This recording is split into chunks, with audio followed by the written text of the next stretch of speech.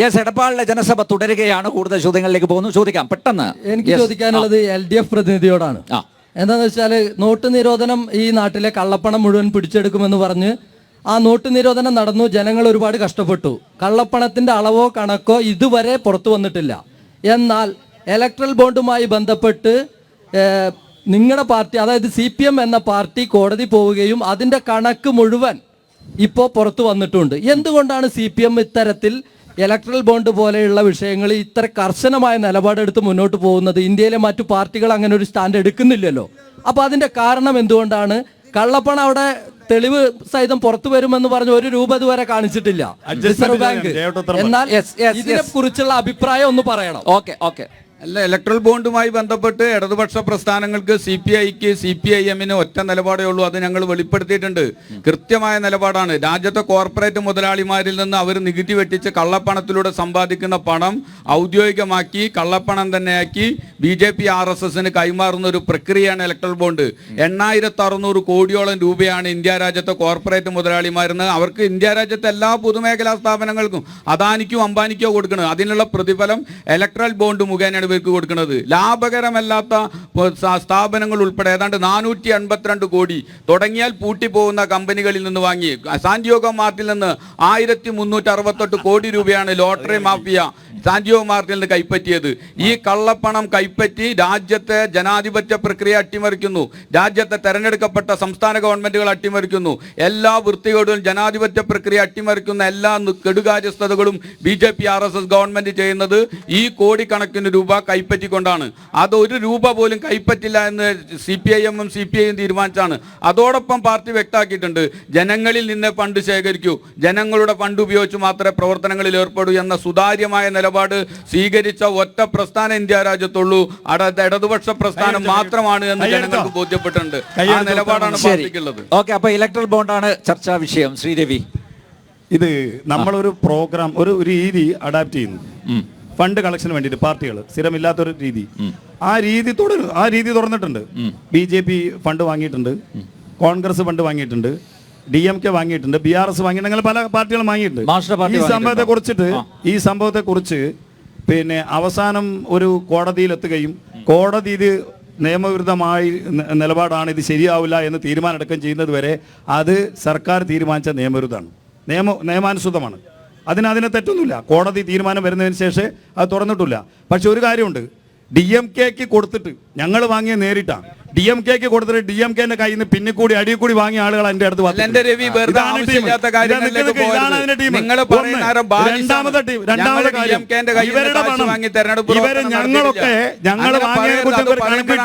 ഞങ്ങൾ വാങ്ങിയത് കേരളത്തിലെ കോഓപ്പറേറ്റീവ് കോളേജിന്റെ കോഓപ്പറേറ്റീവ് ബാങ്കിന്റെ അണ്ടർ അക്കൗണ്ട് കിടക്കുന്ന കോടിക്കണക്കിന് രൂപ അഴിമതി പണമാണ്.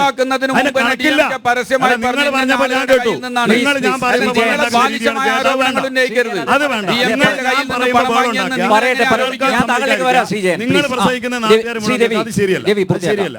ഇതില് കോഓപ്പറേറ്റീവ് ബാങ്കുകളിൽ ധാരാളം കള്ളപ്പണം കിടക്കുന്നുണ്ട്, ഒരു സംശയം വേണ്ട. ഇതിനെക്കുറിച്ച് ആദ്യം പറഞ്ഞത് തവന്നൂർ MLA ആയ KT ജലീലാണ്. നിങ്ങളുടെ MLA, നിങ്ങൾ വോട്ട് ചെയ്ത് ജയിപ്പിച്ച MLA, ചോദിച്ചു നോക്കണം, കപ്പും ശാസ്ത്രവും ചോദിച്ചു നോക്ക്. ആ ഓട്ടോറിക്ഷ ഇതിലൊക്കെയാണ് മത്സരിച്ചത്. അദ്ദേഹം പറഞ്ഞു, ചന്ദ്രിക കള്ളപ്പണ ഇടപാടിൽ AR നഗർ സഹകരണ ബാങ്കിൽ കള്ളപ്പണ നിക്ഷേപമുണ്ട് എന്ന് പറഞ്ഞപ്പോ പിണറായി പറഞ്ഞു മുണ്ടിപ്പോരുതെന്ന്. എന്താ മുണ്ടെന്ന് പറഞ്ഞു? എന്തിനാ കോഓപ്പറേറ്റീവ് ബാങ്കിന്റെ സംസ്ഥാന ബാങ്കിന്റെ ഡയറക്ടർ ബോർഡിലേക്ക് മുസ്ലിം ലീഗിന്റെ നേതാവ് അമീത് മാഷ നോമിനേറ്റ് ചെയ്തത്? കള്ളപ്പണത്തിന്റെ കേന്ദ്രമാണ് ഇവിടെ ലീഗിന്റെയും മാർക്സിസ്റ്റ് പാർട്ടിയുടെയും കോഓപ്പറേറ്റീവ് ബാങ്കുകൾ. കള്ളപ്പണം കൊണ്ടുപോയി കുമിഞ്ഞുകൊണ്ടിരിക്കുകയാണ്. ഇതിന്റെ ബലത്തിലാണ് ഇവിടെ നിലപാട് സ്വീകരിക്കുന്നത്. ഇതിന്റെ പേരിൽ ഇവിടെ നിങ്ങൾ ആക്ഷേപിക്കുകയാണ്. കണക്കില്ലാത്ത പണം, അതുകൊണ്ടാണ് നിങ്ങൾ തുടർഭരണവും, അതുകൊണ്ടാണ് നിങ്ങൾ വില കൊടുത്ത് വാങ്ങുന്നതും എല്ലാ പരിപാടിയും ചെയ്യുന്നത്. നിങ്ങൾക്ക് അങ്ങനെ അംശനം കിട്ടിയത്? ഒറ്റ മിനിറ്റ്,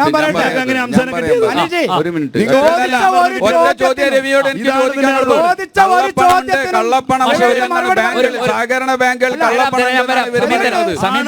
ആരോപണം താനൂർ സർവീസ് സഹകരണ ബാങ്ക്, ഞാൻ പറഞ്ഞേട്ടെ, ഇനി ഇടപെടരുത്. താനൂർ സർവീസ് സഹകരണ ബാങ്ക് എത്ര കാലം BJP ഭരിച്ചു? എന്താ ബാങ്കിന്റെ സ്ഥിതി? എത്ര കോടി കള്ളപ്പണം കിട്ടി? ആരൊക്കെ അത് ചെലവഴിച്ചു? നിങ്ങൾ പറയണത് നിങ്ങൾ അങ്ങനെ സർക്കാർ നിങ്ങൾ പറയുന്നത് മുഴുവൻ രവിന്റെ നാടാ ലെവിൻ രവിന്റെ നാടാ രവിന്റെ നേതാക്കന്മാരെ ജനം വെറുതെ എല്ലാ ദിവസവും രാത്രി വീട്ടിൽ BJP നേതാക്കന്മാരുടെ വീട്ടില് ഈ പണം കിട്ടാനുള്ള ആളുകൾ പോയിരിക്കാം. എത്ര കോടി രൂപ കള്ളപ്പണ ഇടപാട് നടത്തി? കാസർഗോഡ് BJP എത്ര കോടി കള്ളപ്പണ ഇടപാട് നടത്തി? ഇവിടെ AR നഗർ ബാങ്കിലെ കാര്യം പറഞ്ഞു. KT ജലീൽ പറഞ്ഞു. KT ജലീലിനോട് പിണറായി വിജയൻ എന്തിനാ തൃശ്ശൂർ താനൂർക്ക് തന്റെ നാട് രവീന്ദ്ര ദേലത്തിന്റെ നാട് താനൂരിലേക്ക് അവിടെ സുരേഷ് ഗോപിനെ കൊണ്ടേ മാർച്ച് ചെയ്യിക്ക്. അവിടെയാണ് കള്ളപ്പണം, അവിടെയാണ് അപകടം നടന്നത്. മനുഷ്യന് പണം കൊടുക്കാനില്ല.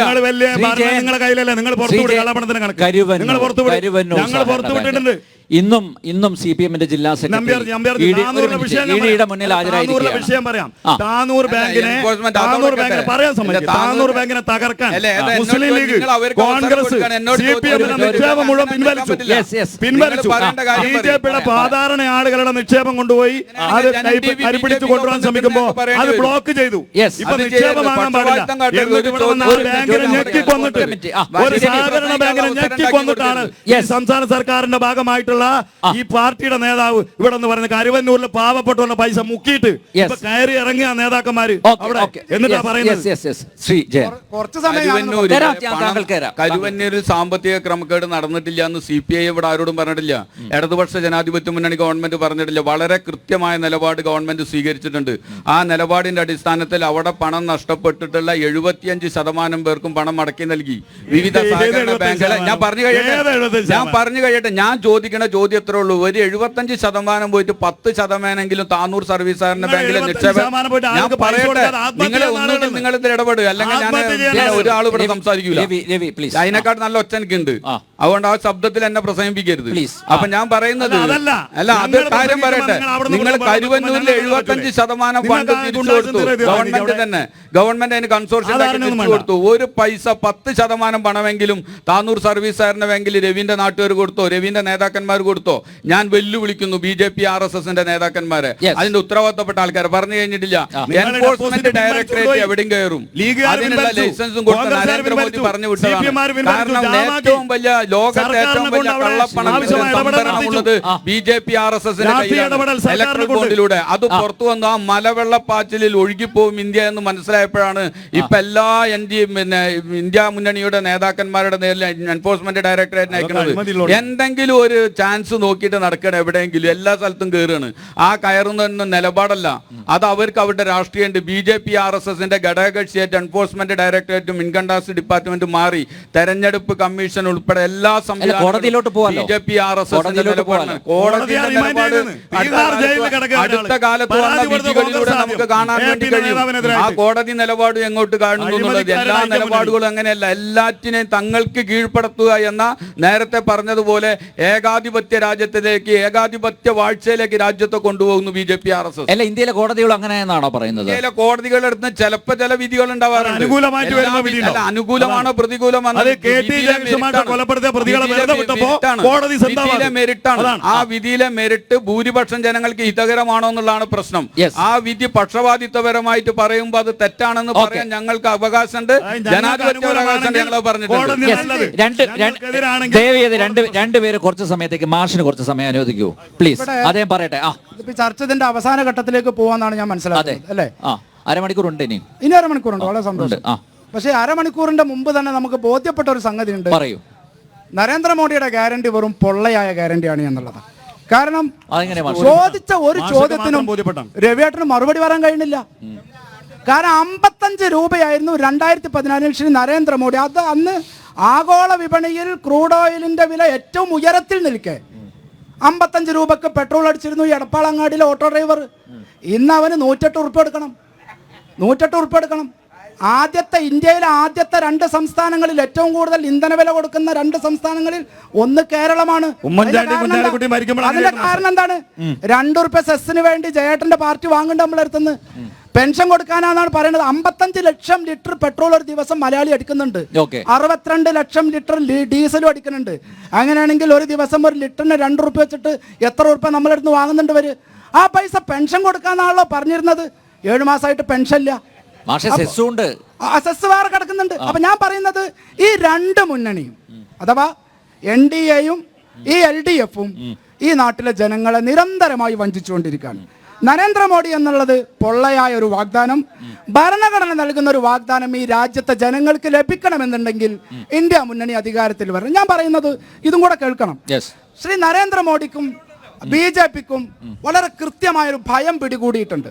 എല്ലാ ഏകാധിപതികളും ഭയപ്പാടോടുകൂടെയാണ് ജീവിക്കുന്നത് എന്ന് നമ്മൾ ചരിത്രത്തിൽ പഠിച്ചവരാണ്. അത് പിണറായി വിജയനും ബാധകമാണ്, നരേന്ദ്രമോദിക്കും ബാധകമാണ്. എന്താണ് ആ ഭയത്തിന്റെ അടിസ്ഥാനം? അബ്കി ബാർ 400 അല്ലേ എന്നാണ് ഇപ്പോഴത്തെ മുദ്രാവാക്യം. നോക്കൂ, ഇതിനേക്കാൾ വലിയ മുദ്രാവാക്യം ഉയർത്തിക്കൊണ്ട് മാന്യനായ BJP നേതാവായിരുന്ന ശ്രീ AB വാജ്പേയിയുടെ കാലത്ത് നമ്മൾ ഈ നാട്ടിൽ കേട്ടിട്ടുണ്ട്, ഇന്ത്യ ഷൈനിങ്. എവിടെ എത്തിയിട്ടില്ല. ഇപ്പൊ നിങ്ങളുടെ മുന്നണി സീറ്റ് കൊടുത്തതിൽ 1/3 MP-മാരെ നിങ്ങൾ മാറ്റി നിർത്തിയിരിക്കുന്നു. എന്താ അത് മുന്നോട്ട് വെക്കുന്നത്? നിങ്ങൾ നിലവിൽ പ്രഖ്യാപിച്ച സീറ്റുകളിൽ നിലവിലെ സിറ്റിംഗ് MP-മാരിൽ 1/3 MP-മാർക്ക് സീറ്റ് ഡൽഹി മാത്രം എടുക്കൂ. 7 സീറ്റുകളിൽ മനോജ് തിവാരിക്ക് മാത്രമേ കൊടുത്തിട്ടുള്ളൂ. അൻസരാജിന് സീറ്റില്ല, ഗൗതം ഗംഭീറിന് സീറ്റില്ല, മീനാക്ഷി ലേഖിക്ക് സീറ്റില്ല, രമേശ് ബിദൂരിക്ക് സീറ്റില്ല. ഓ, അതാണോ കാര്യം? അവർ പറഞ്ഞപ്പോ ഉണ്ടാതിരുന്നതാണ്. അതല്ല അതിന്റെ കാര്യം, അതല്ല അതിന്റെ കാര്യം. പരാജയം മണക്കുന്നു. ഡൽഹി എന്നാ പിന്നെന്താ മനോജ് തിവാരിയെ മാറ്റി അദ്ദേഹത്തിന് മാറ്റി പെർഫോമൻസിൽ ആളുകളെ നിലനിർത്തും. മീനാക്ഷി ലേഖയുടെ പെർഫോമൻസ് മോശമാണ്, രമേശ് ബിദൂരിയുടെ പെർഫോമൻസ് മോശമാണ്, ഗൗതം ഗംഭീറിന്റെ പെർഫോമൻസ് മോശമാണ്. ഇത് സമ്മതിച്ചാൽ മതി. ഇത് തന്നെയാണ് ഇന്ത്യയിലെ 303 BJP എംപിമാരുടെ ആ പെർഫോമൻസ് വൈസ് BJPക്ക് കേവല ഭൂരിപക്ഷത്തിന്റെ പരിസരത്തേക്ക് സാധിക്കില്ല എന്ന് വന്നപ്പോഴാണ് പുതിയ കാലത്ത് പ്രതിപക്ഷ നേതാക്കളെ ഒന്നടങ്കം ജയിലിൽ കൊണ്ടുപോകാനുള്ള ശ്രമങ്ങൾ ഞാൻ പറഞ്ഞോട്ടെ എന്തുകൊണ്ടാണ് നോക്കൂ, നമ്മുടെ ജനാധിപത്യത്തെ കുറിച്ച് UN സെക്രട്ടറി ജനറൽ വരെ ആശങ്ക പ്രകടിപ്പിച്ച കാലത്താണ് നമ്മൾ ജീവിക്കുന്നത്. അമേരിക്ക നമ്മുടെ ഏറ്റവും നല്ല സൗഹൃദ രാജ്യ. നരേന്ദ്രമോദി ഇടയ്ക്കിടയ്ക്ക് പോകുന്നതല്ലേ? ആ അമേരിക്ക ഇന്ത്യയുടെ ഭാവിയെ കുറിച്ച് ആശങ്ക പ്രകടിപ്പിച്ചിരിക്കുന്നു. ജർമ്മനി ആശങ്ക പ്രകടിപ്പിച്ചിരിക്കുന്നു. എന്താ കാരണം? എന്താ കാരണം? ഈ രാജ്യം ഒരു ഏകാധിപത്യത്തിലേക്ക് നിങ്ങളുടെ പാലസ്തീന്റെ പ്രശ്നം വന്നപ്പോ അമേരിക്ക തെരുവിളിച്ച ആളുകളാണല്ലോ. ഇപ്പൊ എന്താ നിങ്ങൾ അത് പറയാത്തത്? ഇതാണ് ഇവരുടെ വാദം. ഇതാണ് ഇവരുടെ വാദം. ഞാൻ പറയുന്നത് നമ്മുടെ ലോക പോലീസ് അടിമകളായി കോൺഗ്രസ് ലീഗ് ഉണ്ടാവും, അമേരിക്ക അടിമയായി കോൺഗ്രസ് ലീഗ് ഉണ്ടാവും. ഇത് നരേന്ദ്രമോദിയാണ്, ആണൊരുത്തനാണ്. ഒരു അമേരിക്കൻ ഞങ്ങളെ പഠിപ്പിക്കണ്ട, ഒരു അമേരിക്കൻ പഠിപ്പിക്കണ്ട. ഈ രാജ്യത്തെ ജനങ്ങളുടെ വോട്ട് നേടിയിട്ടാണ്, ജനങ്ങളുടെ വോട്ട് നേടിയിട്ടാണ്. 2014 തെരഞ്ഞെടുപ്പ് കാലത്ത് അന്നത്തെ പാകിസ്ഥാൻ പ്രധാനമന്ത്രിയായിരുന്ന ഇമ്രാൻഖാനോട് മാധ്യമങ്ങൾ ചോദിച്ചു, നിങ്ങൾ ആരാണ് ഇന്ത്യയിൽ ഏത് ഭരണമാണ് വരേണ്ടത് എന്ന് ആഗ്രഹിക്കുന്നത് എന്ന് പാകിസ്ഥാൻ പ്രധാനമന്ത്രിയോട് ചോദിച്ചപ്പോ ഇമ്രാൻഖാൻ മാധ്യമങ്ങൾക്ക് കൊടുത്തൊരു മറുപടി എന്താണെന്നറിയോ? നരേന്ദ്രമോദിയുടെ നേതൃത്വത്തിലുള്ള ഭരണം ഇന്ത്യയിൽ വരണമെന്ന്. ആരാ പറയുന്നത്? പാകിസ്ഥാൻ. പാകിസ്ഥാൻ ഇന്ത്യയിൽ നരേന്ദ്രമോദി അധികാരത്തിൽ വരണമെന്ന് ആഗ്രഹിക്കുന്നുവെങ്കിൽ അതിന് അർത്ഥം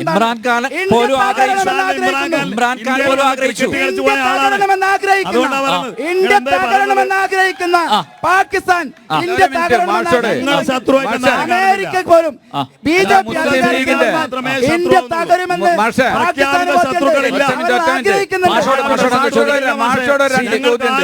മുസ്ലിം ലീഗ് വലിയ നിലപാട് ഉയർത്തിപ്പിടിച്ച് BJPക്കും RSSനും എതിരായിട്ട് വലിയ പോരാട്ടം നടത്തുന്നുണ്ടെന്നാണ് മാഷ് ഇവിടെ വിശദീകരിക്കുന്നത്. എനിക്ക് മാഷോട് ചോദിക്കാനുള്ളത്, ഉപരാഷ്ട്രപതി തെരഞ്ഞെടുപ്പിൽ എന്തുകൊണ്ടാണ് മുസ്ലിം ലീഗിന് വോട്ട് ചെയ്യാൻ കഴിയാതെ പോയത്?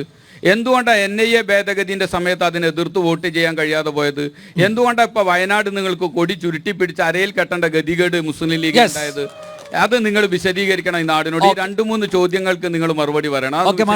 മറുപടി പറയുന്നതിന് മുമ്പ് ഞാൻ ഒരു ഇടവേള എടുത്തോട്ടെ? കുഴപ്പമില്ല, ഒന്ന് വിശ്രമിക്കാം മാഷിക്ക്.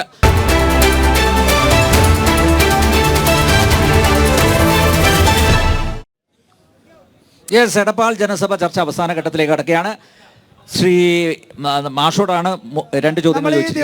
പെട്ടെന്ന് കേരളം ഒരുപാട് നുണകൾ, ഇവരുടെ 2 കൂട്ടരുടെയും നുണകൾ ഈ സോഷ്യൽ മീഡിയ കാലത്ത് നിരന്തരം പൊളിച്ചടക്കിക്കൊണ്ടിരിക്കുന്നുണ്ട് നമ്മുടെ യുവസമൂഹം. ഈ അടുത്ത കാലത്ത് അങ്ങനെ പൊളിച്ചടക്കപ്പെട്ട ഒരു വലിയ നുണ ഉണ്ടായിരുന്നു. എന്താണ്? കഴിഞ്ഞ CAA NRC ബില്ല് പാർലമെന്റിൽ വന്നപ്പോൾ കോൺഗ്രസ്സുകാര് ഇറങ്ങിപ്പോയി. എന്റെ ചോദ്യം ഞാൻ പറയട്ടെ, ചോദ്യങ്ങളെല്ലാം മാഷ് നന്നായിട്ട് മനസ്സിലായിട്ടുണ്ട്. ചോദ്യത്തിനുള്ള ഉത്തരം മാഷ് പറയട്ടെ. അല്ല, ഇതിന്റെ ഭാഗമല്ലേ? നീട്ടിക്കൊണ്ടുപോലെ ഇതിന്റെ ഭാഗമല്ലേ? ഇതതിന്റെ ഭാഗമല്ലേ? കേരളത്തിന്റെ മുഖ്യമന്ത്രിയാണ് പച്ചക്കള്ളം മാധ്യമങ്ങൾക്ക് മുമ്പിൽ വിളിച്ചു പറയുന്നത്. എന്ത് കോൺഗ്രസിന്റെ MP-മാർ പാർലമെന്റിൽ നിന്ന് ഇറങ്ങിപ്പോകുന്നുള്ളത് മറുപടി അറിയാത്തത് കേരളത്തിന്റെ മുഖ്യമന്ത്രിയാണ്. ഒരുപാട് നുണകൾ മുഖ്യമന്ത്രി പറയുന്നുണ്ട്. ഞാൻ ഇവരുടെ വലിയ വേവലാതി ഞങ്ങളുടെ കൊടി ഞങ്ങളുടെ അരയിൽ കെട്ടി എന്നുള്ളതാ. വയനാട് മണ്ഡലത്തില് എവിടെ കെട്ടിയത്? കെട്ടിയ സ്ഥലം പറഞ്ഞാൽ മതി. അരയിലാണോ തലയിലാണോ എന്ന് പറഞ്ഞാൽ എവിടെ കെട്ടിയത്? മാഷ് എവിടെ കെട്ടിയത്?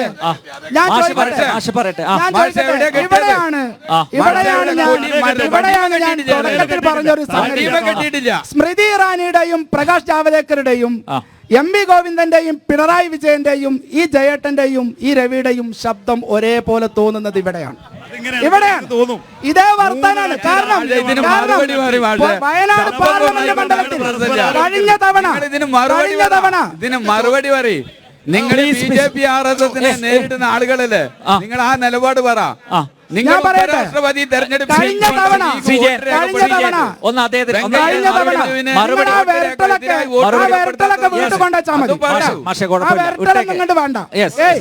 നിങ്ങളാണ് പറഞ്ഞത്. ചേട്ടാ ഇരിക്കെ പ്ലീസ് പ്ലീസ്. ഞാൻ പറയട്ടെ, കഴിഞ്ഞ തവണ ഇതേ കൊടി ഇപ്പൊ നിങ്ങൾ ആ കൊടി മുസ്ലിം ലീഗിന്റെ കൊടിയാന്ന് സമ്മതിക്കുന്നുണ്ടല്ലോ. മഹാകാര്യം.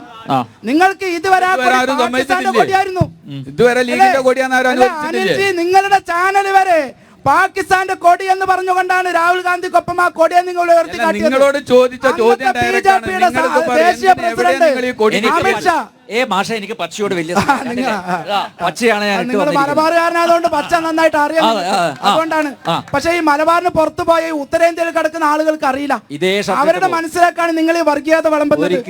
ഈ കൊടി പാകിസ്ഥാന്റെ കൊടി അമിത്ഷാണ് പറഞ്ഞത്. സാർ, അമിത്ഷാ പബ്ലിക്കായി പൊതുയോഗത്തിൽ പ്രസംഗിക്കാണ്.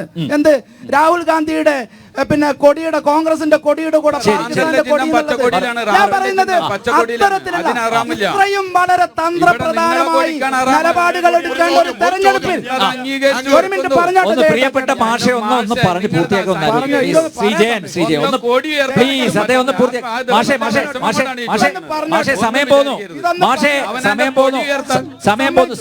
നിങ്ങളുടെ എത്രയോ തെരഞ്ഞെടുപ്പുകളിൽ അവനവന്റെ ഏറ്റവും പ്രധാനപ്പെട്ട ചിഹ്നം പെട്ടിയിൽ ഒളിപ്പിച്ച് സ്വതന്ത്ര കപ്പും ശാസനം കൊടുത്ത് പാർട്ടി പ്രവർത്തന ആളുകളാണ് ഇവര്.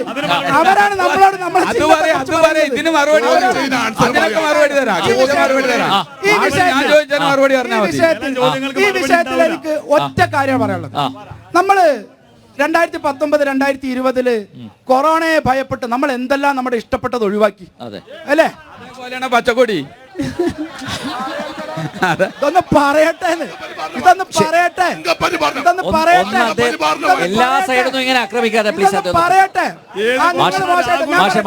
നമുക്ക് ഇഷ്ടപ്പെട്ട പലതും നമ്മള് ഒരു പ്രധാനപ്പെട്ട ഞാൻ പറയുന്നത് വയനാട് മണ്ഡലത്തിൽ രാഹുൽ ഗാന്ധി മത്സരിക്കാൻ വരുമ്പോൾ ആ മത്സരിക്കുന്ന കേന്ദ്രത്തിൽ മുസ്ലിം ലീഗിന്റെ കൊടി ഉയർന്നാൽ ഉത്തരേന്ത്യയിൽ മുഴുവൻ നിങ്ങളത് വർഗീയ പ്രചരണത്തിന് കാരണമാക്കുമെങ്കിൽ ഞങ്ങൾ തൽക്കാലം ആ കൊടി മടക്കി വച്ചിരിക്കുന്നു. അത് ആരെ ഭയക്കണത്? നിങ്ങൾ BJP-നും ഭയമില്ല നിങ്ങൾ ഇതുവരെ പറഞ്ഞത്.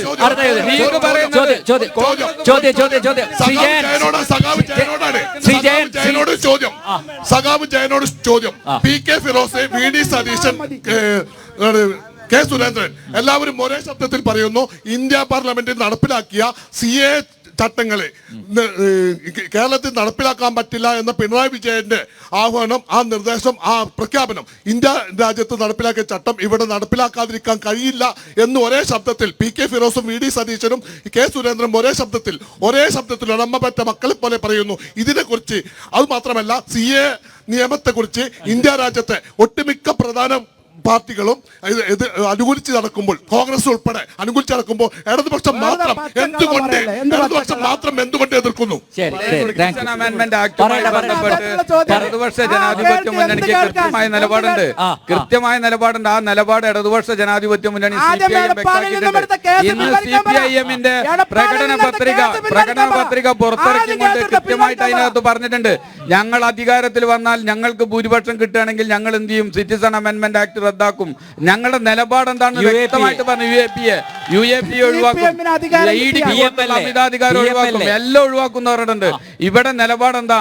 ഇവരെ നിലപാട് ഒന്നിച്ച് തന്നെയാണ്. കാരണം VD സതീശൻ ചോദിച്ചപ്പോൾ അഖിലേന്ത്യാ കോൺഗ്രസ് കമ്മിറ്റി പറയുന്നതാണ്, അഖിലേന്ത്യാ കോൺഗ്രസ് കമ്മിറ്റിയുടെ അധ്യക്ഷൻ ഖാർഗെ പറഞ്ഞ എന്താ? ഞങ്ങൾ രാത്രിയിൽ ആലോചിച്ചിട്ട് വിവരം പറയാം. എന്നിട്ട് പത്രക്കാരെ നോക്കി ചിരിച്ചു. ആ ചിറി ഈ രാജ്യത്തെ മതന്യൂനപക്ഷങ്ങളെ നോക്കി ചിരിച്ച ചിറിയാണ്. ഈ രാജ്യത്തെ മതന്യൂനപക്ഷങ്ങളോടുള്ള വെല്ലുവിളിയാണ്. കൃത്യമായ നിലപാട് സ്വീകരിക്കുന്നുണ്ടോ? മറ്റേ കാശ്മീരിന്റെ പദവി റദ്ദാക്കിയതുമായി ബന്ധപ്പെട്ട് പാർലമെന്റിനകത്ത് ആരാ പോരാടിയത്? ലീഗ് ഉണ്ടായിരുന്നോ? അവിടെ കോൺഗ്രസ് ഉണ്ടായിരുന്നോ? കോൺഗ്രസിന്റെ നേതാക്കന്മാർ മതന്യൂനപക്ഷങ്ങളുടെ ശബ്ദം ഇന്ത്യൻ പാർലമെന്റിൽ ഇടതുപക്ഷ പ്രസ്ഥാനങ്ങളാണ്. ആ ഇടതുപക്ഷ പ്രസ്ഥാനങ്ങൾ ആ നിലപാട് സ്വീകരിച്ചത്. ആ നിലപാടിൽ നിന്ന് ഒഴിച്ചോടിയ 3 ചോദ്യമാണ് ബഹുമാനപ്പെട്ട മാഷോട് ഞാൻ ചോദിച്ചത്.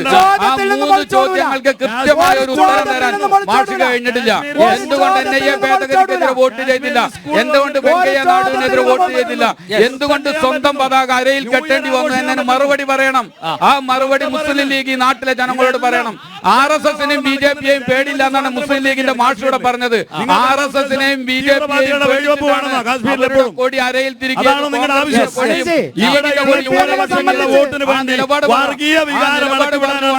RSSനെയും BJPയെയും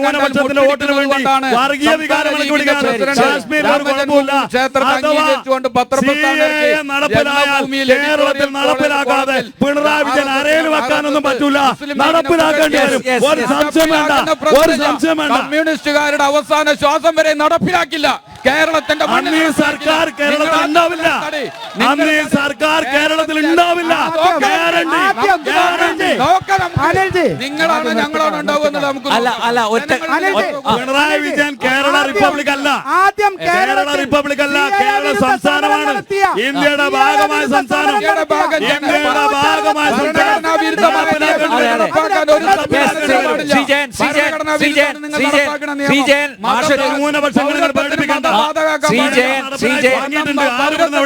പ്രിയപ്പെട്ട എവിടെയും പോയില്ല. നടപ്പിലാക്കി തുടങ്ങിയിട്ടുണ്ട്. ഒരു ചോദ്യമുണ്ട്. ആ 865 കേസുകൾ രജിസ്റ്റർ ചെയ്തിട്ടുണ്ട് പൗരത്വ ഭേദഗതി നിയമത്തിനെതിരെ. അത് പിൻവലിക്കുമെന്നുള്ളതാണ് ചോദ്യം. ബന്ധപ്പെട്ട് ഞാൻ പറയട്ടെ, എന്റെ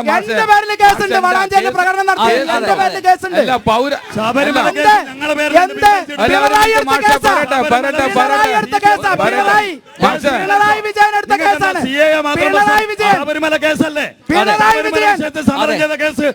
ശബരിമല കേസായാലും CAA-യുമായി ബന്ധപ്പെട്ട കേസായാലും ഇവിടെ CAA-യുമായി ബന്ധപ്പെട്ട് ഗവൺമെന്റ് നിലപാട് എടുത്തിട്ടുണ്ട്. ഇവിടെ നടപ്പാക്കില്ല പിണറായി വിജയൻ 14 ജില്ലയിലും പോയി പറഞ്ഞിട്ടുണ്ട്. പിന്നെ അക്രമ സമരം നടത്തിയാൽ കേസ് എടുക്കേണ്ടി വരും. ആ കേസ് പിൻവലിക്കണം എന്ന് പറഞ്ഞാൽ പിൻവലിക്കാൻ പറ്റൂല.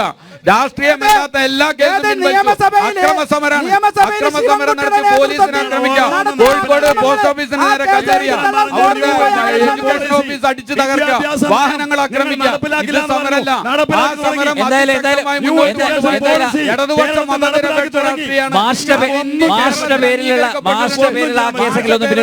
അവസാന ചോദ്യം രാജ്യത്തെ ജനങ്ങൾക്ക് വേണ്ടിയാണ്. പെട്ടെന്ന് ഞാൻ പ്രത്യേകിച്ച് രാഷ്ട്രീയക്കാരനൊന്നും ഉണ്ട് ചോദിച്ചോ. അറിയാലോ, ഞാൻ സംസാരിക്കുമ്പോൾ രാഷ്ട്രീയം തന്നെ ചോദിക്കണത്. ഇടതുപക്ഷം വലതുപക്ഷം മുഖ്യപക്ഷമല്ല. ഇതാണ് ഇവരെ നയം. ഞാൻ ഒറ്റ ചോദ്യം ചോദിക്കണുള്ളൂ.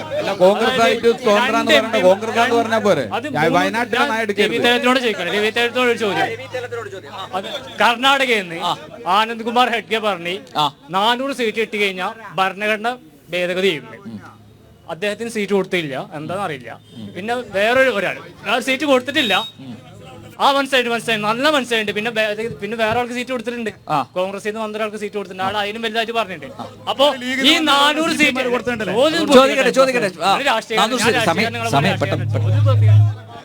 ഞാനൊന്ന് പൂർത്തീകരിക്കട്ടെ. അല്ല, കോൺഗ്രസ് എന്ന് പറയാനൊരു മടിയില്ല. പക്ഷെ എന്താണ് ഞാനൊന്ന് പറഞ്ഞോട്ടാ. അതെ, വേറെ ഒന്നല്ല, ഈ നാട്ടിൽ നടക്കുന്ന ഒരുപാട് സംഭവങ്ങളുണ്ട്, ഒരുപാട് വിഷയങ്ങളുണ്ട്. പൂക്കോട്ട് വെറ്റിനറിയിൽ ഒരു പയ്യനെ ഭയങ്കര ആവിഷ്കാര സ്വാതന്ത്ര്യം CAയും NRC ഒക്കെ പറയുമ്പോൾ പൂക്കോട്ട് വെറ്റിനറിയിൽ കോളേജിൽ ഒരു കുട്ടീനെ, സിദ്ധാർത്ഥൻ, ആ വിഷയത്തിൽ ജയൻ സാറിന് എന്താണ് പറയാനുള്ളത്? Yes yes, okay. ഇല്ല ഇല്ല, സംസാരിച്ചോ. ഓക്കെയാണ്. ആ, സിദ്ധാർത്ഥന്റെ വിഷയവുമായി ബന്ധപ്പെട്ട് ഇടതുപക്ഷ ജനാധിപത്യ മുന്നണിയും CPIയും അതിന്റെ നയം വ്യക്തമാക്കിയിട്ടുണ്ട്. ഏത് വിദ്യാർത്ഥി സംഘടനയിൽപ്പെട്ട നേതാക്കന്മാരാണെങ്കിലും പ്രവർത്തകരാണെങ്കിലും ഇത്തൊരു സംഭവം കേരളത്തിൽ ഉണ്ടാവാൻ പാടില്ല. അതുകൊണ്ട് തന്നെ കൃത്യമായ നിലപാട് സർക്കാർ സ്വീകരിച്ചു. 18ഓളം പ്രതികളുണ്ട്. ആ 18 പ്രതികൾ അറസ്റ്റ് ചെയ്തു. അവരുടെ പേരിൽ ക്രിമിനൽ നടപടിയല്ല. ഞാൻ പറഞ്ഞേട്ടെ മാഷെ, അല്ല, സിദ്ധാർത്ഥന്റെ അച്ഛൻ പറയുക, സിദ്ധാർത്ഥന്റെ അച്ഛൻ ആ വികാരം ഉണ്ടാവും, അത് പറയണം. അത് പറഞ്ഞിട്ടുണ്ട്. കോടതിയിൽ മുഖ്യമന്ത്രിയെ പോയി കണ്ടു. CBIക്ക് വിടണം. അരമണിക്കൂർ കൊണ്ട് CBIക്ക് വിട്ടു. അതിന്റെ നടപടിക്രമങ്ങൾ പാലിച്ചിട്ടുണ്ട്. അതിൽ എന്തെങ്കിലും കൃത്യവിലോപം വന്നിട്ടുണ്ട് ആ ഉദ്യോഗസ്ഥന്മാർക്കെതിരെ നടപടി. കൊലപാതകവുമായി ഇടതുപക്ഷ ജനാധിപത്യ മുന്നണിക്ക് ഒരു നിലപാടേ ഉള്ളൂ. വിചാരണ ചെയ്യപ്പെടണം, ശിക്ഷിക്കണം. ഒരു സംശയം ഏതൊക്കെ വിദ്യാർത്ഥികളാണോ സിദ്ധാർത്ഥനെ കൊല ചെയ്യാൻ കൂട്ടുന്നത്, എല്ലാ നേതാക്കന്മാരെയും എല്ലാ പ്രവർത്തകരെയും നിയമത്തിന്റെ മുന്നിൽ കൊണ്ടുവരണം. അതിലൊരു സംശയമില്ല. ഇത് ആവർത്തിക്കപ്പെടാൻ പാടില്ല. കേരളത്തിൽ ആവർത്തിക്കപ്പെടാൻ കൊല്ല എന്നുള്ളത് ഇവരുടെ ഒരു രീതിയാണ്. അരിയിൽ ഷുക്കൂറിനെ ഇവർ നടത്തിയത് വിചാരണ നടത്തി കൊലപ്പെടുത്തി. കുണ്ടൂർ ഉസ്താദിന്റെ മകനെ ഈ മണ്ഡലത്തിൽ, നിങ്ങൾ പറയുന്ന പൊന്നാനി പാർലമെന്റ് മണ്ഡലത്തിൽ കുണ്ടൂർ ഉസ്താദിന്റെ മകനെ കൊന്നതാരാ? നിങ്ങൾ മറുപടി പറ. മറ്റേ അരീക്കോട് ഇരട്ട കൊലപാതകത്തിൽ ആരാ കൊലപാതകി? നിങ്ങൾ പറ. ഉത്തരം മുട്ടിയോ? ഇനി ഒരു ചോദ്യം കൂടി, അവസാന ചോദ്യം പ്ലീസ്. നാട്ടുകാർ എന്താ നിങ്ങളുടെ വാദങ്ങൾ? മാഷേ ഈ ചോദ്യത്തിന് ഉത്തരം നമുക്ക് അവസാനിപ്പിക്കാം. ഓക്കെ, ചോദ്യം BJPയുടെ പ്രതിനിധിയോടാണ് ചോദ്യം. നരേന്ദ്രമോദി തൃശ്ശൂർ വന്നിട്ട് നാരി ശക്തി മോഡി ഗ്യാരണ്ടി എന്ന് പറഞ്ഞു. ഇതേ സമയത്ത് ഗുസ്തി താരങ്ങളുടെ സമരം, അവർക്കെതിരെ ലൈംഗിക പീഡനം, കത്തുവ, ഉന്നോവ, മണിപ്പൂര്, ഈ സമാധാനമായി ജീവിക്കുന്ന കേരളത്തിൽ വന്നിട്ട് ഇത് പറഞ്ഞ മോഡി അവിടെ എടുക്കുന്ന നിലപാട് എന്താണ് എന്ന് BJP പ്രതിനിധി വിശദീകരിച്ചാൽ കൊള്ളാമെന്നുണ്ട്. കൃത്യമായ നിലപാടെടുത്തിട്ടുണ്ട്. കത്തുവ കേസിലെ പ്രതിയാണ് എന്ന് ആരോപിക്കപ്പെട്ടയാള് കോൺഗ്രസ് ഇപ്പൊ മാലയിട്ട് സ്വീകരിച്ചിരിക്കുകയാണ് കാശ്മീരിൽ. നിങ്ങൾ പരിശോധിച്ചോ? നിങ്ങൾ ഞാൻ പറയട്ടെ എന്തുകൊണ്ട് ഒരാൾ BJP വിട്ട് കോൺഗ്രസിലേക്ക് പോയി എന്ന് പറഞ്ഞാൽ അത് ഇങ്ങനത്തെ പ്രതിയാണ്. കത്തുവ കേസ് നിങ്ങൾ പരിശോധിക്കണം. ഈ മുസ്ലിം ലീഗിന്റെ നേതാവ് ഇവിടെ നിൽക്കുന്നുണ്ട്, ചോദിക്കണം നിങ്ങൾ. രണ്ടാമത്തെ കാര്യം, ഈ രാജ്യത്തിനകത്ത് എവിടെയൊക്കെ സ്ത്രീകൾക്കെതിരായിട്ട് അതിക്രമം നടന്നിട്ടുണ്ടോ ആ ഗുസ്തി താരങ്ങൾക്ക്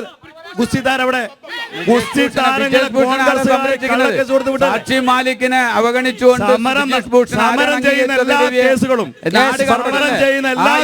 രാഷ്ട്രീയ പ്രേരിതമാണെങ്കിൽ കൈകാര്യം ചെയ്യാൻ ബുദ്ധിമുട്ടുണ്ടാവും. രാഷ്ട്രീയ ലക്ഷ്യം വെച്ചുകൊണ്ടാണെങ്കിൽ ആ കേസിൽ കൃത്യമായി ഇടപെട്ടിട്ടുണ്ട്. അവിടെ നിങ്ങൾ പരിശോധിക്കുക ആ ആളെവിടെ.